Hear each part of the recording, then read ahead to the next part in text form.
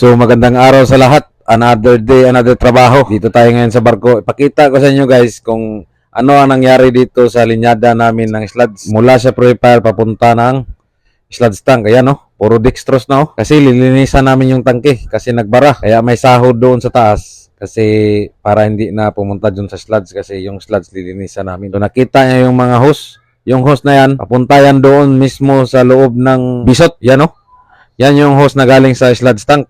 Yan, papunta yan diretso sa bisot. Diniretso, binuksan na lang namin yung manhole para dire-diretso talaga yan dyan. So, manual pump na lang namin yan, no? Yan, grabe yung purifier na to, guys.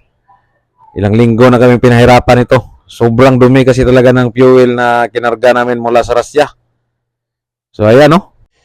Perwisyo talaga to sa atin ng mga taga-makina.